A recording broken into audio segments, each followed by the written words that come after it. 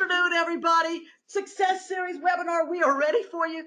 We are here to give you some great ideas today and help you out with some ideas about getting organized. To be able to do that, we have some wonderful folks from the talent development team. Yes, we've really worked on this. We've done research. We've tried to find out some stuff. So I am your host for today. I'm Christy Atwood. And you. I am Kimberly Broussard. And you are?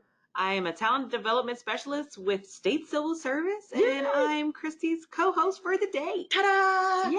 My co-host as many times as I can get you. That's okay? Right. All right. Our newest member of the talent development team. Hello. I am Monica Smith. I am also a talent and development specialist. Great. Oh, company. Hi there. and we are so excited to have Monica on our team. We're really glad you decided to join us, and people are going to love your classes. Glad to be here. Thank you. Cool. And then the person who attempts to keep us all organized. It's a never-ending job. It's almost impossible. I don't know how she manages it, but somehow things run like clockwork when she's around. You are? I am Linda Winfield. I am the administrative coordinator as well as the training coordinator for State Civil Service. Outstanding. Right. She's wonderful. That's right. And she's our babysitter, our teacher, everything. She helps keep us in line. She's the glue. Okay. Are y'all ready for this? Okay. This is going to be fun for us today because we're really looking forward to getting to play with y'all on this one. The topic, of course, is getting organized, organizing for increased productivity, to be exact. And this is our chance to stop and think about the things that could make us more effective in our daily work. Here's what I want y'all to be thinking about, okay? I want you to be thinking about the challenges that you have to getting organized. Are we ready to get this going? Yeah. Ready. Let's do this. All right, so number one on our list is to create a master list.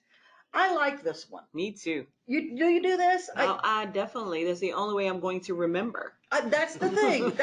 My big line is let paper remember so you can forget. And I think that is so important because, well, when we get to certain points in our life, we forget a lot. Don't anybody look over here. Okay, so what we do is to create a master list. It's kind of cool. We actually will do a brain dump where you just sit down and you write down everything. Get it out of your system. Put it on paper. Everything. Doesn't matter what it has to do with. You just put it all there and then you can organize it. But basically, you're trying to get all that stuff out of your head that you know that you need to do. Those kinds of things that keep you up at night. Those kinds of things that you say, oh, I'll remember it later. You know, like when you're going to sleep and you say, oh, I'll remember that tomorrow. Spoiler alert, you will not remember. Right. So, you want to keep write those things down at the time. So you take this list and you use it paper, electronic, it doesn't matter. But you have this one list that you start putting all of that stuff down. And then if you want to, you can create it to your separate list for home or work or whatever. I actually have a little book that I use now. And as you see, though they can't see, I have tabs on it for the different projects that I work on. Right. So that helps me. So however you need to organize it, then you have these lists. I used to keep little throwaway list. I would write a list each day, and then when I finished the day, I'd throw it away. But there was that feeling afterwards that, well, I don't have anything to show what I did, what I finished. There was that, I just kind of felt like, it's over, And sometimes I need to be able to say, what did you, when somebody says, what did you do yesterday? I need a piece of paper to remind me. Right. That was a long time ago. So I will actually, I have my list. Now I have my list actually on a spreadsheet on my computer. And it's interesting the way I do mine now because I have a master list. I take things off of that and put it into the little square for my day, and I italicize all of it. And as I finish something, I make it straight. Yes. So that by the end of the day, if everything's straight, I've done it all. If not, I grab the italicized stuff and I stick it to the next day. Yes. And that's my ongoing task list. Do y'all have anything that y'all use like that? I do. I write down a daily list. You have a paper planner? Paper planner of things nice. I have to do today, and that's the first thing that I do. Either in the morning or right before I leave is try to make sure that I have my task list for the next day. And I try before starting my list, or when I'm writing down my list, to have some uninterrupted time, and that I don't have any distractions, or I'm not looking at my emails, because then then I'll forget about my list and work on putting out those flyers on the emails then Mhm. before I tackle that, I write down what I need to do. But that's the only way that I can keep myself organized and on track is by a master list and due dates of things that Uh-huh. need to be done. Uh-huh. So we always say we're going to remember, but if we don't have that list, it's not going to work. Linda, you somehow keep everything organized that you Mhm. work on. I don't know how you do it. You have a couple of different methods that you use, don't you? Basically, when I'm starting, I establish what has to be done. Uh-huh. So, like you say, you have that list. I keep a calendar at my desk Oh, that keep me cool. on track for what days I do what tasks. Smart. So you actually have a system set up of this day I do this much. Right. That's really great because you get on a roll when you're doing things like Mhm. that, and you can Right. be really effective. Right, because the calendar kind of lets you know what you need to do. You kind of prioritize it. Time management Yeah. is how Uh-huh. long it's going to take you to do what. So Smart. all that comes into play. So you try to make sure that everything's get done in that time frame. That's You're how she so does it. detailed. That's I how wouldn't she have does even it. thought to analyze how long the task will take. That That's is really brilliant. smart. But she has to because she has so many different Yeah. kinds of tasks that she's Mhm. dealing with. Absolutely. Excellent. Wonderful. So those are our basic ideas. Anything that you'd like to add up, Monica, on that one? I mean, just specifically like you mentioned with apps. I mean, Google, the calendar, as Ms. Linda stated, it's pretty much gonna do everything for you and build it up from your daily schedule to your weekly schedule to your monthly schedule. It'll send you alerts. You can reach out and set meetings. Mhm. It's gonna send you your reminders. So it's just a all-inclusive, one-stop shop. The Google Calendar. That's a Yes. really good point. Anytime that we can use something that helps us automate stuff, I think it's pretty good too. I So, agree. so yeah, and that's what I'm noticing. Some people here, Kelly, who said I could not live without my Outlook calendar. I'm totally with you on that. Right. Yeah, and Trello, that's one that keeps coming up. And I really have got to play with that one and see. Amanda says that she uses Trello. So, and let's see here, color coding. Okay. Let's see here, just some good ideas there. Okay. Myra, that's a really good point. I do that to myself sometimes when I'm out somewhere because I tell people if you don't see me write it down, it's not going to happen. Mhm. I will actually do the same thing she does. I will text myself things that I need to do to remind myself. And then it comes up and I'm like, hey, look, I got a text. I never said I was smart, but all these kinds of tools, these kind of electronic tools, can help us in those kind of situations. So that's our create a master list. That's one you might want to keep in mind because if nothing else, it's really nice to be able to look back and see the things that you've accomplished. Mhm. So often we stop and say, oh, I haven't gotten anything done lately, and it's really nice to go back to that master list and say, oh my gosh, yes, I have. I just forgot about it because I was so busy doing other things. Mhm. An excellent detail record. Yes. Yes, right. Uh-huh. And also when making a list, what helps me too, when I make a list, I put it directly in front of my Ooh, that's monitor. Oh, So smart. I know. That helps All with of that. What is it? OOSOOM. Out of sight, out of mind. mind. Yeah. Out of mind. If it goes in a folder, not gonna happen. Right, and she's kind of leading it into our second Actually, slide, she really which is did. That was perfect because that leads into des- number 2. which is design your your workspace. All right. And that was something you wanted to talk about, Kim. That's what I wanted to talk about. The Mhm. first one is awesome because creating the task list, making that master task list, and now you got to keep up with it with making sure that you have it in the front of you and designing your workspace so that your area is not cluttered and that you're able to find things. If we take the time to assess our workspace and see what items we use most often, we might be surprised to find how many of them are out of sight, out of mind, like you said. Uh-huh. And so, I found it intriguing because, Christy did a little bit of research and she told us that, this was done by Brother International Corporation, I believe. Uh-huh. Mhm. And that office employees spend the equivalent of 38 hours. So that's nearly an entire week looking for lost or misplaced items every year. I know. That's fascinating. I was That's like, a lot of hours. That's a lot of time. That's a lot of time. That is a lot of time. So the cost of that disorganization is about $89 billion annually. I know. So you mean just straightening up my workstation could actually save the state money? It can definitely save the state money, and it could save you a lot of time. I like that. It could, instead of, looking for that master task list that you created yesterday and that pile that you have on your desk. And I'm so guilty of it. When I saw Design Your Workspace and, I started reading up on it. I mean, if my little workspace looks like a bomb hit it, like a paper bomb, like just boom. I have paper everywhere.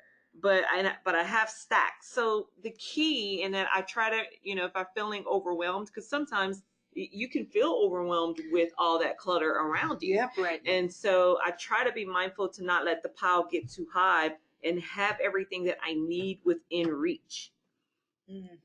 So it's really important that, whenever you're designing your workspace, that it's comfortable around what you're comfortable with. It doesn't have to match, because let me tell you, my cube mate is Monica, and she has, she is really good at organization. So if you're looking at both cubes, you're like, you're looking at mine like, this poor woman here does not have her life together. But whatever do you mean? But using her system, I could try out her system, think and see if it works for myself, but it's about what's comfortable for you. So making sure that you have everything within reach, making sure that you devise some type of color code, because that's always important. I know that I do that in regards to my files, keeping up with course content. I color code my class folders. So that's something that always helps me. And I didn't know that colors can help in regards to like blues and greens. They can improve your focus and reduce fatigue. The red inspires passion and energy, and yellows promote optimism, creativity, and innovation. Wow.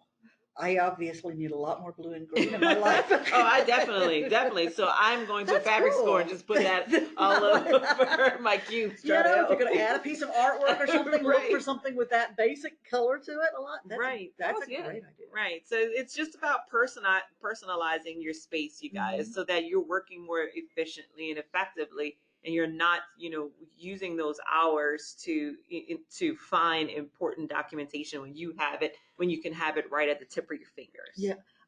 Something I had heard once that I thought was really a cool way to look at it is look at it in zones. Your zone 1 is right around you, the stuff that you use immediately. And if you stop and look at the stuff you use the most each day, it should be in zone 1, because I can't tell you how many times I used to get up and go all the way across the room to the credenza to get my stapler, and I used it a lot. Right. Okay, let me be honest. I rolled my chair across the room. But I would get that stapler. And then I realized, how much time it saves. And it seems like it's just a small thing, but it really isn't when you do it a whole bunch of times. Right. So in zone 1, the things that you use frequently, the things you use a little less frequently, but you use every day, you keep into your zone 2, which is a little wider one. And then zone 3 is like your filing cabinets and your overhead bins and all that stuff where you can't see the stuff. And I thought that was a great way to sit there and say, okay, with each of my items, which ones do I use? How often do I use it? And that tells me what zone to put it in. Right. Literally prioritizing your physical workspace. Exactly. Oh, she's good. She's a good trainer. Oh, definitely. And she's great at organization. But something else too, you want to make sure that you promote movement. Because sitting at your desk and all day long, without getting up, because I try to make sure that I'm moving, and it's not because my Fitbit is alerting me that I need to add some more steps. Shocking us, telling us, are you dead? Are you dead? But it's good for your health. Yeah. In regards to getting up and moving and making sure that if you are at your desk, your posture, lighting, those can have some health effects on you. So you want to make sure that, you're mindful of those things too when designing your workspace. Yes. I might not go as far as some people that are sitting on the giant balls when they try to work. Oh, yeah. Because that's an accident waiting to happen. That is definitely an accident waiting to happen. You guys would have to prop me back on my balls several times. But, lots of people are doing things, some people have those desks that you can raise higher. Rosanna had that, actually. Oh, okay. But if you can't do that, just maybe there's something on your desk that you could raise it to a shelf or something like that and make your own version of it. They actually have standing workstations. They do. You do prioritize that physical activity like you're talking about. you can have it where you can stand for a certain amount of time and then be seated for a certain amount of time just to provide that balance. That's a great idea because they say that, what do they say? Sitting now is like the new smoking. It's that dangerous for us that we do it so much. Right. So definitely something to keep in mind. Great ideas. Good stuff. Any other thoughts on that one, y'all? Well, I think for me, sometimes I sit a little longer than I should because you want to go ahead and finish what you're working on. Yes. And that kind of keeps you sitting a little longer because you don't realize that that particular project or that task going to take that long. Mm-hmm. How long you've actually been there working on it. Right. Yes. The only other thing that I would say, for me, that's a priority for my physical workspace. I like to have something positive, literally, that I can see, whether it's a picture or a quote or some type of something, just to have that positive energy in my workspace as well. Oh, that's a good one. That's a good one, Yes. Monica. That's something Yes. that I do as well. I have kind of like a vision board, I guess you could say. Exactly. But I do put positive quotes on there, and I find that it's a good little pick me up and a good little stress reliever. That's nice. And I guess can I share one Sure. One that's my favorite. It was actually given to me by my current manager, Jennifer Schulke. She she put one in a bowl, and it said, "Don't let anyone ever tell you you're a yellow starburst. You're a pink starburst, and don't you forget it." And so I walk around with my head held high, knowing that I'm a pink starburst. You are a pink starburst. I love that. And you are, Kim. You are our pink starburst. Excellent. So create your workspace. You spend a lot of time there. Yes. Make it something that you like, but get the stuff out of the way so that you can work effectively. And one of the things that they mentioned that I thought was really good was the fact that you keep that space open and you have a space for collaboration. If somebody comes in to work with you, it's not like you're having to put piles everywhere. Instead, you can sit down right there and get to work. And I think that's kind of a good motivator for me. I like it. All right. Good stuff. Well, shall we move on to number 3? Let's see here. Oh, design your virtual workspace. Okay, this is a big deal. You've worked on your desk. Your computer is yet another desktop that you need to work on. So these are some things to keep in mind. Build off of the way that your computer automatically organizes things. You got a home directory and you got document folders and all that. It's basically the same thing that you're trying to organize with. So creating like your directory with folders for either by projects or by months or different departments you work with, whatever. But creating those separate folders, not too many. You want it to be manageable, but having that set up makes it easier as you start to just start dropping things into the correct folder. It's a lot harder once you have a screen that is filled with dozens and dozens of files, because then you're sitting there going through everything. So doing it in the beginning really helps a lot. And then as you schedule times to clear up all those other files that you have sitting there. It's a great idea to be able to do where you'll actually schedule some time each week where you go through your desktop and you say, okay, what needs to go where? And start putting things. That's a great time to start looking for duplicates, because we do that a lot. Yes. We have that same thing in a bunch of different folders. One of the things they highly recommend nowadays, don't create copies, instead create shortcuts. And it makes sure you're always getting to the latest copy of that document. And also, of course, whenever you can, being able to work on things online, with other people, that makes it kind of handy like that too. And that keeps your desktop cleared off too. Some of the other things they talk about, some people will actually set up their screen where they have their files on it. One corner of the files will be like a certain project. The other side might be different ones. Or maybe that's me. Is that you? Right. Really? Yes. Okay. So, and that works well for you, huh? It does. Told you she was good. I know. I gotta go hang out at her cubicle for a while. Okay, come on by. I'll give you the tour. Okay. The nickel tour. Yes. Yes. Okay. So So yeah, think about making your desktop some way that makes you know what's going on. Hey, maybe it's your hot files that you're working on right now need to be on the right side, and the things that are kind of on the back burner or on the left. Whatever it is that makes it where you can look at it and immediately know what you're working on, where you are, kind of helps with that. Um, some of those things that we do, a lot of us will tend to get a lot of different apps and programs and things like that. Boy, if you looked at my phone, it's embarrassing. And then we don't use them that much. So going through every so often and clearing out some of the things you don't use or consolidating them.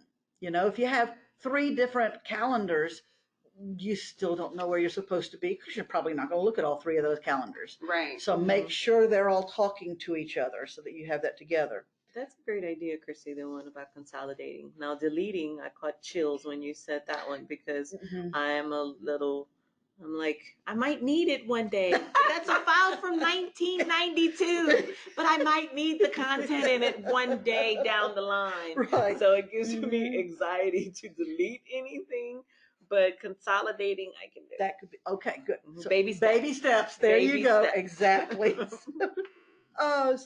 But create your system of folders and subfolders. You know what really helps too is make it mirror your hard files. Exactly. Yes. Yep. Because then it's like you don't have to think, okay, I'm on the computer. Where is it this time? Right. So I think that really does help making that happen. It's consistent across all your different venues there. Let's see, what else do we do? They said a cleaning session. They talked about clearing out your email, and I know that they would be so happy here if more of us would do that frequently. I'm pretty sure I'm on IT's list. Yeah. But I liked, they had a system here where they said, get all your emails from the previous year, put them in one folder. That starts decluttering your main inbox. Okay. And then you focus on cleaning out that one folder. So you go through it and you search for common names, addresses, and words, so you can get a whole bunch of them with with one search. So hey, that project's over. We're never going to do that again. Search that word, and poof, I can get rid of all of those right there. So take the time to unsubscribe from those newsletters that you say, oh, I'm going to look at this someday, and 3 years later you have all of those in your inbox and you've never read them. Right. It's time to think about unsubscribing. And then it says delete, archive, or mark as read every email you're not going to do anything about. And then that's the way to start clearing it out. The fun thing about these little tools is that you could use them in your personal life too. You can use the truth. You can use that because I have. If you open up my emails, you'll see like 1,158 emails. And like I could definitely do some. It needs a little spring cleaning. It's a nice feeling because you start seeing that percentage used go down, right. in your files there. So that's kind of nice. So, just makes everything more accessible. You don't have to sort through 500 emails when you decluttered already. It's easier to locate what you're looking for.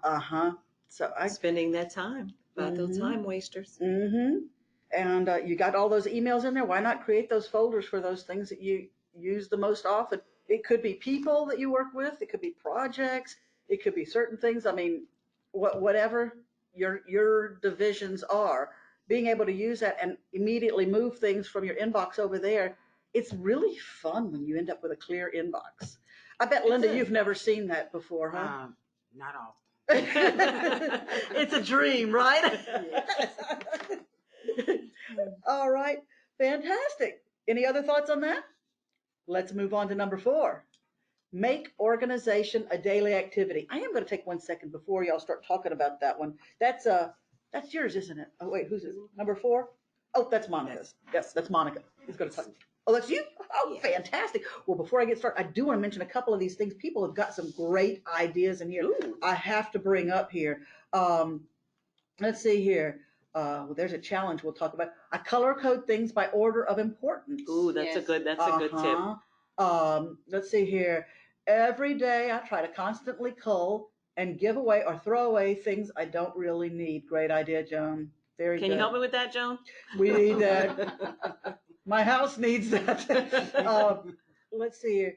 Annie, let's see what she does. She make time to organize, compile all materials needed to be organized, schedule or calendar, schedule time to organize. You really do have to put it on your schedule. You do. Uh-huh. You do. Let's see here. If I leave at the end of the day, I leave myself a sticky note reminding me where I am and what I need to do. Oh, that's a great. That's a good one. Anne Marie, good one. Yep. Yep. Electronic sticky notes, color coding emails. Just Anthony Martin, I like this. I have 2 clear, small desktop drawers on my desk with all the things I need within reach. Mhm. So they're all right there. And Joan clears out things for 10 minutes on Friday afternoons. Oh, some great ideas here. Myra, personal music breaks. Okay, we're going to talk Ooh, about I breaks like in a little while, but that. that This is is a true. good one. That is great. Okay, I just wanted to go through a couple of those right now. So, Linda, what is this about making organization a daily activity? I think it's important because when I first come in, I kind of do the same thing in that order every day. Uh-huh. So I know that what I need to do, it's got to Yes. flow with it. Yes, you've got your Mhm. system down, and it's just, Yeah. Now it's habit. I like that. Because that's what we want to create. Yeah. Those are the kind of habits we want. And you kind of get a feel for something that you didn't do if you don't have that flow with Uh-huh. it. So you try to keep it going in that direction all the time. Now, sometimes you can get out of order, something could come up, and you have to drop what you're doing. But you can always pick it up later because I always put that little note in front of me and say, well, do this. There you go. I need to finish this. You got your little tickler file right there in Yes. front of you telling you got to do that. Exactly. I like that. I hear so many people saying, and I have to admit it's true for me, they say, go ahead and plan what you're going to do, like kind of figure out your schedule before you open your email. Mm-hmm. And I was wondering, in yours, so much of your job is dealing with emails. Exactly. Mhm. And I try to go through, since I get so many, go through a handful, see which one is more important or need to be dealt with right then and there. Okay. Get that out the way and then continue with the others. Okay. Mm. Okay. So she really does have it down to system. She needs to teach a class. Hey, I like that idea. Okay. So, and there's so many things that we can do to create, like you're talking about. You have a ritual. You have your habit that you do, and I think we could do that with a lot of the things that we work with, creating our own little systems, and making sure that we've planned out the time that we're going to spend on things like you were talking about. Right, You come up with the exactly. specific times that you're going to use things. Other things that y'all have in mind. Mm. I liked, let's see here, what is this one? Laura Vanderkam wrote this book called What the Most Successful People Do Before Breakfast. And she said they determined the 3 things that would make them feel like the day was a success. And then they figure out how to schedule those things throughout the day. That's pretty neat. I like that. Because, I like it's that. one thing to have a task list, but to really think big picture and say, I want something that makes me feel good. What would those things be? Mm. And just narrowing it down to 3 and doing those. That's kind of cool. Mm-hmm. Boy, when you're doing your daily planning session, you really don't want to be interrupted. You need some time without anybody bothering you, Yes. that you can sit down and think about this. And this is not the time for people to say, hey, got a minute? No. Maybe we need our little do not disturb sign. Right. It says genius at work. So they'll never believe us. Okay. But those sorts of things that we can use to make sure that we have some dedicated time to look at this before everything else starts pulling at us in all different directions. Mm-hmm. And setting those times that you do your scheduling when I love the idea of making sure you're doing it at the times that you're most productive. And I think we talked about that a little bit more in the breaking your day into segments, but it's finding those times that your mind is really sharp and you have these good times a day, using those times wisely. So we'll talk a little bit more about that too. I like that one. It's finding. Mhm. I'm great in the morning. Yeah, and it pretty much means that after lunch, none of us should do anything. Right. Except move papers around. Especially after carbs. I'm no good. So that's something to keep in mind. Maybe we should keep some of that rote stuff that we just have, these little papers to move around. That should be after lunchtime. All right. And we have number 5. Oh, we hear it so often. We dream of it. Mm. Go paperless for real. For real. Yeah. How Yes. can we do it? Well, depending on your job, it could be impossible to eliminate all paper. Uh-huh. But of course, there are benefits to going paperless.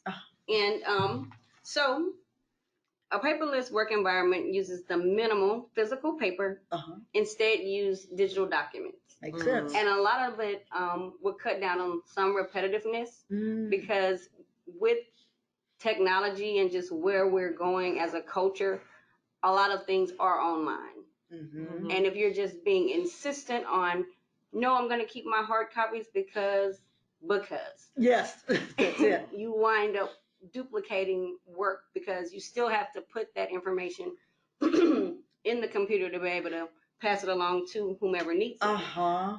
But beyond that, it's also going to save time, space, and money.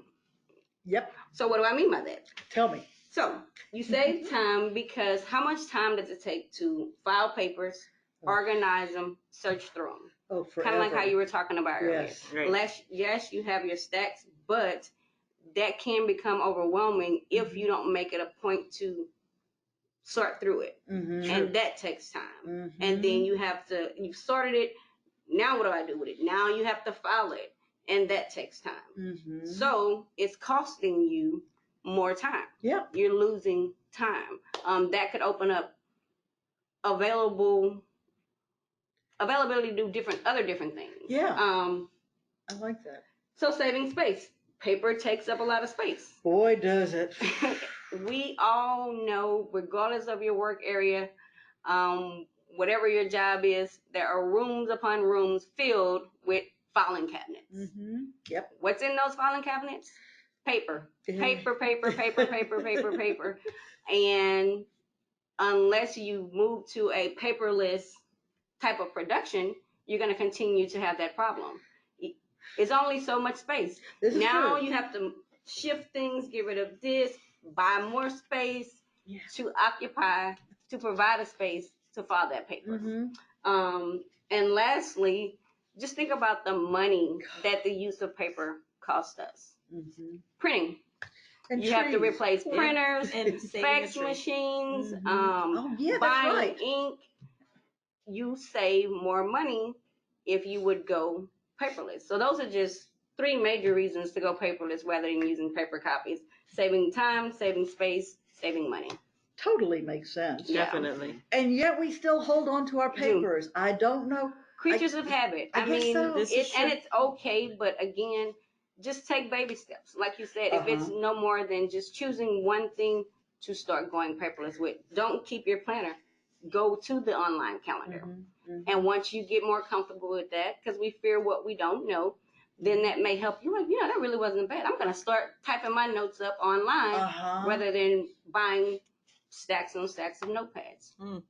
Just a little bit at a time. I like that, the baby steps. Because I've already, I am not a paperless woman. I have to have it in my hand. And I like, the fact that you brought, you talked about this because it'll give me something to work towards. And it's baby steps. You're not going to, right after this, I'm not going to be the organization guru, but I will, little steps lead to big changes. So Exactly. I'm definitely going to. Yeah, things have to be done gradually. Yeah. It's kind of like how they people rather hold a hard copy of a book and read it than to read it online. Yes. So it's kind of the same. Yep. Analogy. I'm that person. I have to have a hard copy. Yes. Mm-hmm.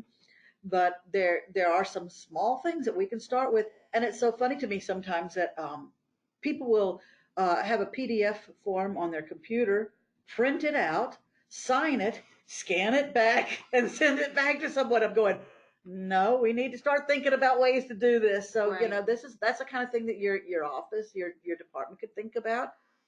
Digital signatures and different DocuSigns. And the technology is there. Mm-hmm. Yes, it is. You're right about that. Thinking about that could be a really good thing to put into your plans for the next year.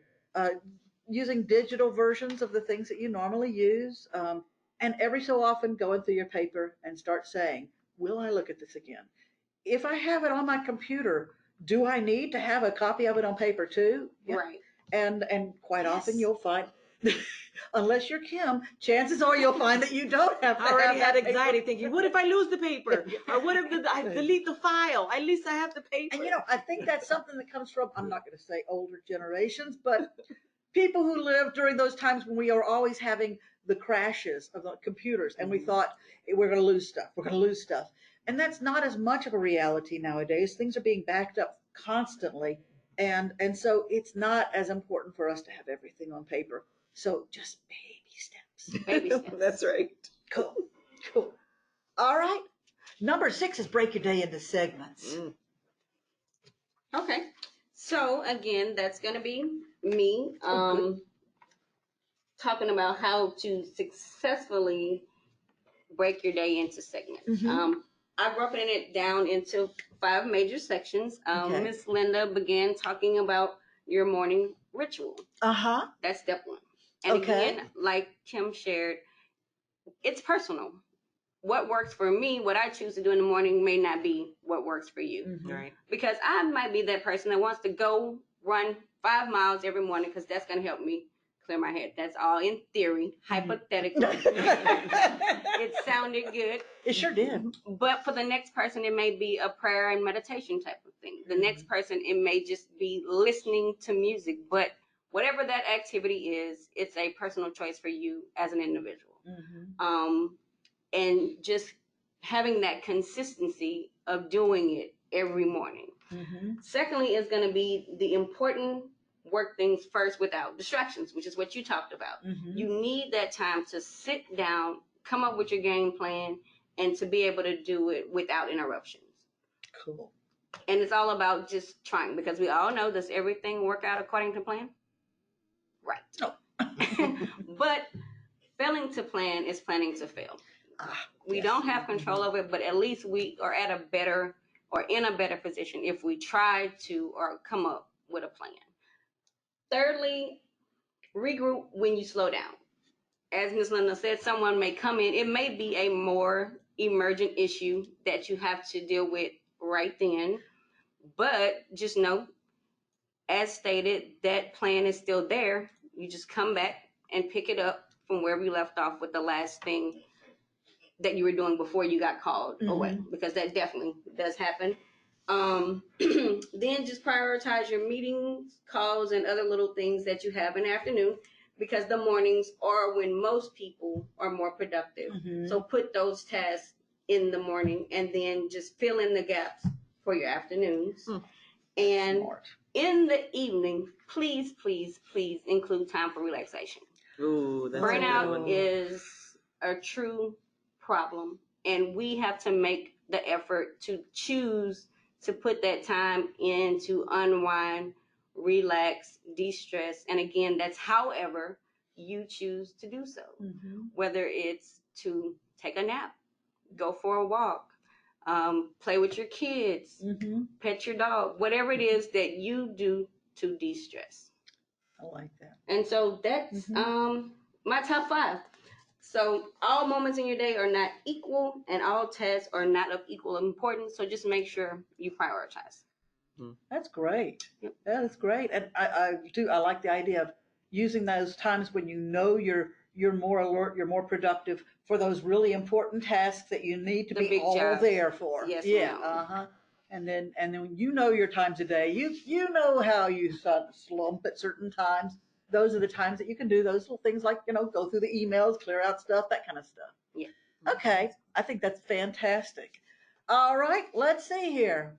Number 7. Oh, schedule breaks. Oh, along the same line of what you're talking about. Right.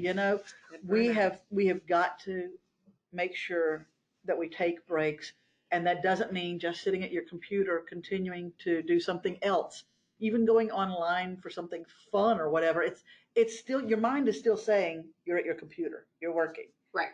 It needs to be something that uses a different part of your mind. And that's why they suggest that the best breaks that'll help you get back to where you can think again are things like movement breaks, where you're walking around, maybe even, just sitting for a little while. Maybe it's going to be a case of going and go outside for a minute, just go to a Breath of different fresh air. place. Yeah, Yes. anything like that. Definitely. Take some breaths, meditate, get creative. I mean, how many times do we have to have it happen for us to realize how important breaks are, that we are sitting there trying to figure out something and it's just impossible. And we go get a drink of water or something and we come back and it's like, oh yeah. It's just changing our perspective and it makes a huge difference for us. Definitely. So be sure not to remove those breaks. I've had people in my classes who a phone alarm goes off and they're like, oh, sorry, that's my break time that I normally take. And I'm like, good for you. Right. I don't mind one single bit. So please give yourself a break. Oh, by the way, Kate was asking, is there a printout for this one? Yes, there will be a handout available next week on the talent development page with some of these great notes, because I got to write down all this stuff, and we'll give you some good information on that. All right. Also, having a break is going outside. You know, most of these cubicles does not have a window. Yeah, you don't know what the weather it's just is. going outside to breathe a little bit. I think that's a wonderful idea. It really does. Well, there's a reason they call it a breath of fresh air, huh? Right. It does. It gives you a different perspective and helps you kind of get back into the flow of things. Absolutely. Awesome. All right. Number 8 is rethink multitasking. This one, you guys, are going to blow your mind. The next time that you're sitting in a meeting, I want you guys to take a look around. The odds are you're going to see, your colleagues checking screens, texting, Yes. emailing, while someone's talking or making that presentation. Many of us, we're very proud that we're pros at multitasking and we wear it like a badge of honor. But multitasking is not what we're actually thinking. It's different than what we thought it was. For years, that key word was multitasking. That was the word that people wanted to hear and for us to use. And now we're starting to see things a little different. With multitasking, it may help us check off more things on our to-do list, but it also makes us more prone to making mistakes. This is mind-blowing, you guys. You're more likely to miss important information in cues and less likely to retain information in working memory, which kind of impairs your problem solving and your creativity. Yep. So according to the American Psychological Association, shifting between those tasks can cost you up to 40% of production time. Wow. So you may feel like you're getting something done, but you probably aren't. You're just getting it done in a different way, and it's probably not the best way. That's a good point. Right? So if you're getting things done while multitasking, you guys, chances are you're getting them done as well as could be. Like using cell phones while driving is a common example. A study by the University of Utah found, and I'm guilty of this, you guys, that even that hands-free mobile phone in our cars while we're driving, that can even cause impairment, similar to driving with that 0.08 blood alcohol level. That's amazing. Isn't it? Isn't it? And I'm guilty of it.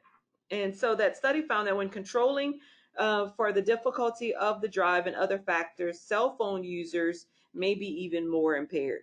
Wow. That's so amazing. In essence, multitasking can slow down your brain. And I know there are some jobs where we have to be able to multitask. Yes. Linda, I know you cannot have the luxury of being able to work on one thing without saying, oh, that phone can wait. It can't for you. Yeah. So it's a constant shifting.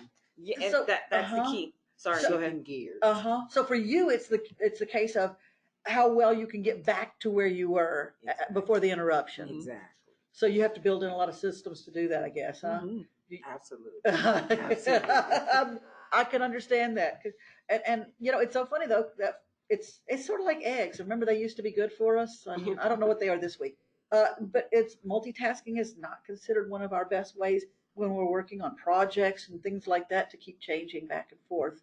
That it's not going to get the work done for us. When you working on those multitasks, you have to kind of pace yourself. If you try to rush and do this, rush and do that, then you can miss something. Oh, that's true. So if you kind of pace yourself, say, well, just take it. You're going to get there. Yes. I mean, I think working on it. It's pretty much just like how the adage says. I mean, it's about quality instead of quantity. Right. And so once you make quality the priority, then you're not going to focus on the quantity, and you're going to provide the better or best work product. Yep. Yeah. It's funny. Basically, when we talk about multitasking, the opposite of it would be being mindful, being in that one moment. Kim, you had something you wanted to say about that one, did you? Yes, I sure did, Christy. So I'm sure that everyone knows that feeling all too well, where you arrive at work and you have a clear plan, you have your master list, and you're in that moment, and all of a sudden you're like, it's 3:30 or whatever time you get off, and you're like, oh my gosh, where did the day go? And how time passed by so fast, and you can't remember everything that you did that day. Does anybody ever feel like that? Yes, I can't remember what I had for breakfast. Well, it seems like a lot of people do feel that way. And research shows that people spend almost about 47% of their waking hours thinking about something other than what they're actually doing. Wow. So Autopilot. Yeah. Autopilot. It's that drive home when you don't remember no driving idea it. what Yeah. just happened. Wow. But the good news is that you can train your brain to focus better by incorporating mindfulness exercises throughout the day.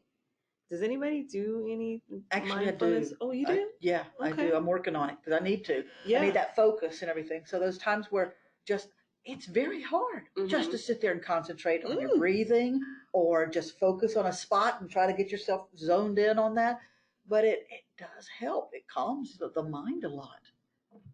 Makes you appreciate moments too. I bet. I tried meditation in the morning, I think once, but if you need some help on that, go to YouTube and look at some of the meditations on there that, just pull up on any kind of meditation you want, and you'll find all kinds of different ones, and you find somebody whose voice works for you. And it's amazing what some of those can do. So, yeah, finding that way to get your focus. Definitely. And I know something else. It says to make sure that you start your day off right. Researchers have found that we release the most stressed hormones within minutes after waking. Really? Yeah, I know. And the reason is because, thinking of things that you have to do kind of triggers our fight or flight instinct and releases cortisol in our blood. Wow. So that really is that whole concept of hit the ground running. Right. So that's why it's important, when you wake up, just to spend at least 2 minutes in the bed, simply noticing your breathing. Huh. Wow. As long as that doesn't lead to hearing your snoring. Right. Snooze alarm is your friend, okay?